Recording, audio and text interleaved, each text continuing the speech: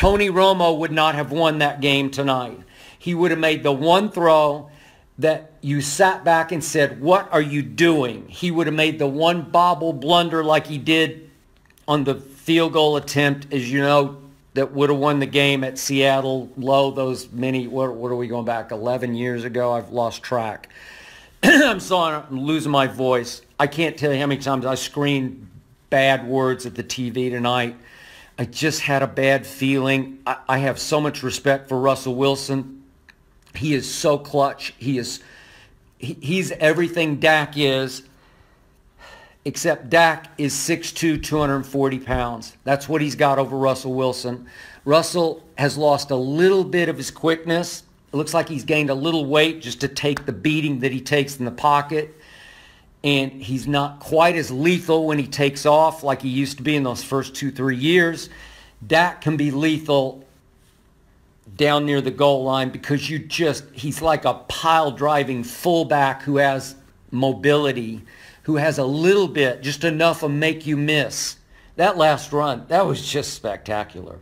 He's cutting through Seahawks. It's just, he's pirouetting. He's somersaulting. It reminded me of the somersault he made at Arizona last year, Game 3. Remember when he made 3 plays, 2 big throws to my man Bryce Butler. If you're watching right now, God bless you and your new baby. And we miss you, and I still say they could have used you, especially now that it looks like Allen Hurns is going to be gone for the rest of the playoffs. Definitely God bless him. That was a key moment in this game, the Allen Hurns injury, because it felt like Dak's offense was starting to click, starting to impose its will, and it became double jeopardy because Allen Hurns got his ankle caught as he went down, and it looked like really bad things happened to that ankle. I haven't heard an update, but obviously it did not look good. It looked shattered. Hope I'm wrong about that, but it was double jeopardy because it deflated the whole stadium, the packed house, took a little wind out of the sails of the offense, as it just would, because it's horrifying to see that happen to one of your brothers. And all of a sudden, Seattle started to creep back in the game. Dallas had chance after chance after chance in the first half to impose its will. The halftime stats were just staggeringly pro-Dallas. They just screamed big lead. And it was 10-6. It was like, hold on, I got it right here because I think I wrote down the halftime stats. This is why it was going to be such a frustrating loss if they blew this game. Halftime stats tonight. Dallas had 224 yards to 112 for Seattle. Dallas had 12 first downs to 4 for Seattle. Seattle was 1 for 6 on third down in the first half. Seattle had 22 yards rushing. Dallas had 88 thanks to the one big Zeke run. And time of possession was 19-11 and wound up for the game 35-25. That's when Dallas is at its best. It's just controlling the clock and controlling the football and mostly keeping Russell Wilson off the field. But do you realize that Seattle wound up with a grand total of 73 rush yards? And I said, I pounded the desk on Undisputed yesterday when I made my prediction. I called it 20-13, and I think it could have been in the ballpark of that, except for that last defensive loss of focus when they let Lockett loose. But the point was, I was in the right ballpark because my key point, as I predicted against Shannon Sharp yesterday on Undisputed. By the way, if you haven't checked us out, it's FS1, 9:30 Eastern Time to noon Eastern Time every weekday without fail. And the point was, Seattle led the NFL in rushing. Led it in rushing. They got a 3-headed monster. They can just keep hammering away at you, and Russell Wilson can add some yards to that. They got 73 total yards, and they all came the hard way. Penny got loose once. Russell got loose for one run. But Carson, who's just beastly out of Oklahoma State, they just were all over him because those two inside linebackers for Dallas, the Wolf Hunter and Jalen Smith, they were just everywhere. Jalen Smith was everywhere. He can spy Russell. He can blitz Russell. He played pass on that first series. He knocked the pass down on the first third down. those two are just all over the field tonight. They were spectacularly good. They were game-changing. They slowly but surely imposed their will on Russell Wilson's offense. They took away the run. That bodes well going forward. When you can run it and stop it, it just bodes well. And to hold Russell Wilson's offense to 2 of 13 on third down, again, if you take away the late Lockett bomb, that defensive effort, that overall performance was akin to, it wasn't better than, but it was in the ballpark with the 13-10 number that they did on Drew Brees and company, as you remember, on that fateful Thursday night. That was the statement of the year by this team, but especially by the defense. And then they went into a slump over the last 4 weeks, regular season. I got to tell you, they were pretty awful. They were scary awful. All their stats over the last 4 weeks, if you just took Cume's stats from the last 4 weeks, they were a bottom 5 defense. But in large part because they didn't have to be. They suddenly found themselves with a 2-game lead. And obviously, when they went to Indianapolis, they just got run out of the building, 178 yards rushing. They gave up. But in general, for the year, they can stop the run because of those two backers. And they win the line of scrimmage. I hope Malik Collins is okay. I don't know. It sounded like he was hurt. But they have a stout front that can win the line of scrimmage. That's how they beat New Orleans, because they wouldn't let New Orleans run either. So now it's going to come down, obviously, tomorrow. I picked Philadelphia. There are two teams I wouldn't want to mess with right now. Obviously, on one side of the bracket, it's Philly, and the other side, it's Andrew Luck's team. That team's good. I picked Deshaun today just because I love Deshaun. I love Deshaun, but when he didn't have Demarius and Hopkins, he just wasn't right today. I don't know exactly what's wrong with him. He went to the locker room early before halftime, and in the end, Luck has a much better offensive line. That might be the best offensive line in football. He has much better protection. He had a better receiving core. He definitely, in Marlon Mack, has a better running back. And Deshaun just couldn't do enough. And they got blown out today at home. It's 21-0 until they scored late. But it was convincing. So that's a dangerous team. But once Nick Foles, I keep telling Shannon Sharp, again, you can watch us 9:30 to noon Eastern every day on Fox Sports 1. I keep telling the Hall of Famer, Carson Wentz just operates that offense. I'm sorry, Nick Foles operates that offense better than Carson Wentz. Carson Wentz is overrated to me. I just don't like the look in his eye. I'll take Dak over him any day, any night, Monday night, Thursday night, Sunday night. You call the night, Saturday night, I'll take Dak Prescott. He'll make more plays. He beat Carson Wentz twice this year. I'm sorry, Dak is better, and Nick Foles is better.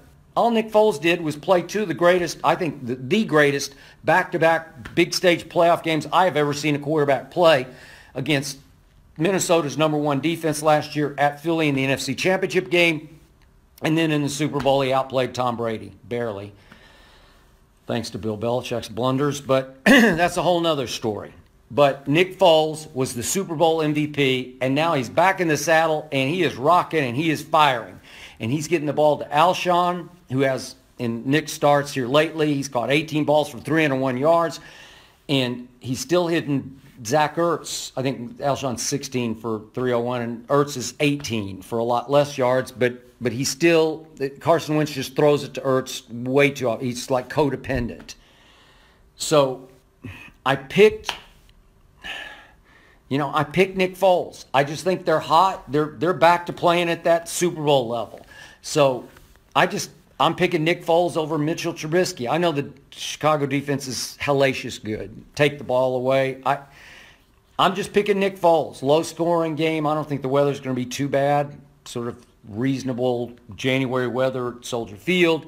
And if that happens, then obviously Nick Foles goes to play Drew Brees in New Orleans. And obviously the Dallas Cowboys would come out here where I'm standing right now. I'm in Century City, west side of Los Angeles, about 20 minutes or so from the Coliseum, where next weekend it would be Dallas at Rams. I'd like Dallas's chances in that game. The Rams limped home Not sure. I think Gurley is literally limping right now. And I think Dallas could win that game. I would give Dallas a shot to go beat New Orleans. Would it be hard? Sure it would. Does New Orleans want big revenge in that? Sure they would. But at least you got the blueprint. At least you'd go in there with some confidence. Would it be a different game in that dome on that sure it would. But again, either way, I just like my team. I've said this from the start. I like my team. It drives me crazy. It took 2 more years off my life tonight.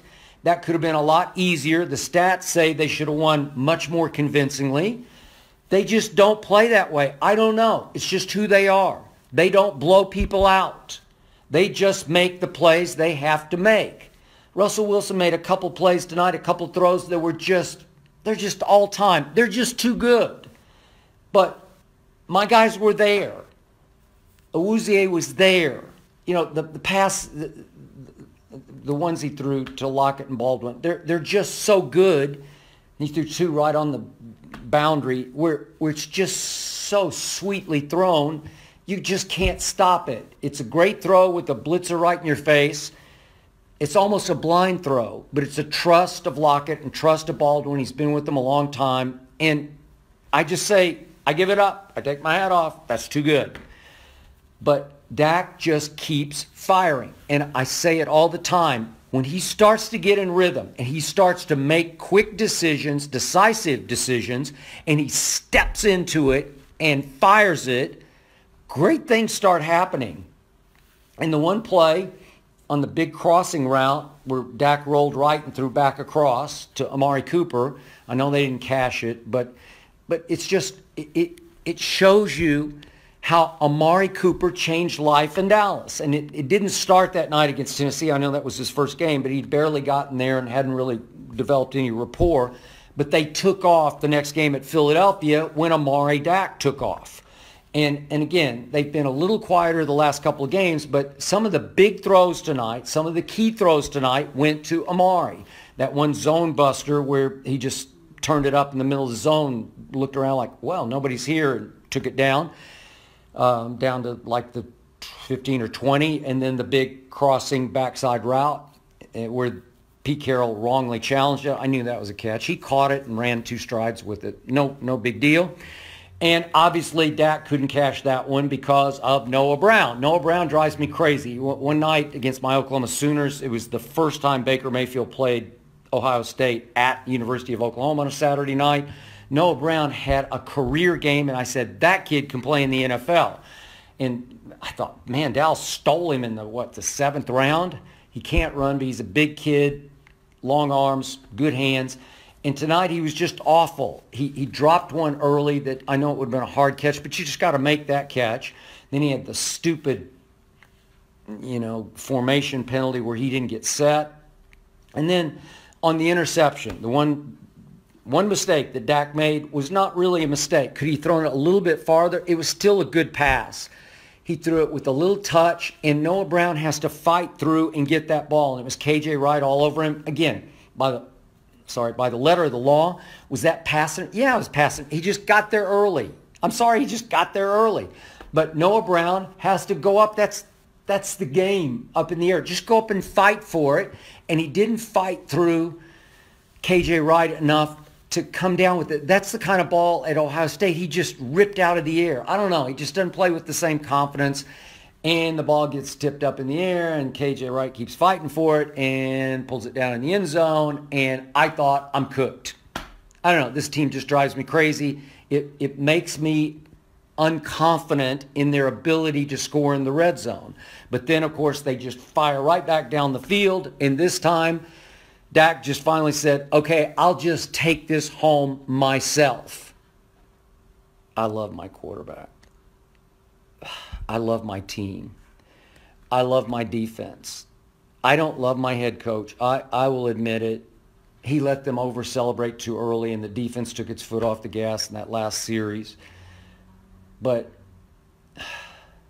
there's something about this team I love. I love my running back. He didn't have a big night except for the one where he bounced it off right tackle, and all of a sudden nobody's home. And Then he had another big run down near the goal line. It's just a gift where he bounces it outside, stiff arm, leans back inside. He's just a gifted runner. You have to keep, I think they gave it to him 26 times tonight, and he had the one big run, but he wound up with 137 yards. Obviously, that's the recipe to advance in the playoffs. He runs it. Dak makes the key runs and the key throws. And is the Allen Hurns loss? Sure, it's big, but do they still have enough? Beasley's limping around on his ankle. Can he get it back a little healthier by next weekend? I hope so. Noah Brown's going to have to rise and shine. Tavon Austin gave him bursts. He actually had two big kick returns. One obviously was already coming back with the hold, and it was a hold. It was a jersey grab. But Tavon is not near what he was at, say, West Virginia. I love that kid coming out. I thought he was a steal by the Rams.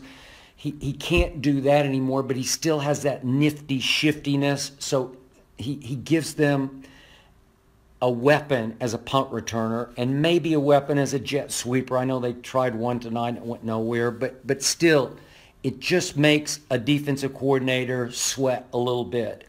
It makes you practice against it. So he's going to have to rise and shine. And obviously, it's mostly about the big three, man. It's about Dak. It's about Zeke. It's about Amari. Those three plus that defense, that's enough. Would I like Xavier Suafilo to come back at left guard? I guess Connor Williams hung in there and did okay tonight. He missed one stunt by Frank Clark, but in general, they protected Dak pretty well. Could this team make a run? Sure. And I said this on Undisputed again. If you haven't checked us out, 9:30 to noon Eastern on Fox Sports 1. I told one of our security guards downstairs at FS1 the other day, he's a big Eagles fan, grew up in Philadelphia. And I said, crazy as this sounds, a third Philly-Dallas game at Dallas for the NFC Championship game is not beyond the imagination, not beyond the realm of possibility. I mean, think about it. Nick Foles, could he be hot enough to go knock off the Bears and then Drew Brees? Wouldn't shock me. Are the Cowboys good enough to go beat the Rams? Sure they are. Would it be hard? Yes, it would be very hard for both those things to happen. But, hey, could I see it right now? Is it still pretty wide open? Yeah, it's still pretty wide open. Would I love my chances against Nick Foles in Philadelphia? I wouldn't love them. I fear Nick Foles, especially in big games, big circumstances. But would I love to see an NFC Championship game at Jerry World, one step from the Super Bowl? You better believe I would. If my quarterback got that far, in my heart of hearts, would I think he'd pull it off? You better believe it. I believe in Dak Prescott.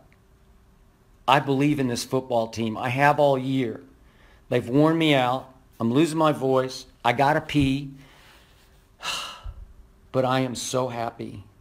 How about them Dallas Cowboys? How about that Shannon Sharp? He's just got to be cringing and just gritting his teeth, biting his lip. Yeah. You better come prepared, Shannon, on Monday. I appreciate my network showing our commercial right at the end of the game. If I do say so myself, it's a great commercial because it says it all about Undisputed, because it's just the God's truth. That's exactly what happens every day as we get ready for Undisputed. I'm a workout psycho. My physical fitness is my badge of honor on Undisputed. The fitter I get, the better I feel on TV, the more staying power I have, the more endurance, the more mental toughness from physical toughness. And right now, I got to knock on wood, I'm in peak condition. Never been in better condition. And that commercial says it all. You better come prepared. It's hard to out-prepare me, Shannon. It's hard to outwork me. And now you're really up against it. Your back is to the wall, or should I say your Dak is to the wall, because Dak Prescott is coming prepared. I'll see you Monday, Shannon, and I'll see all of you Monday, and I'm seeing all your comments, and I appreciate all your comments. How about Anthony Rodriguez? I like that. How about Ronald Dillard? I like that. How about, I could go on and on. Ben Hogg, I like that. Dominique Brown, I like that. Way to go. Thank you. I'm so happy.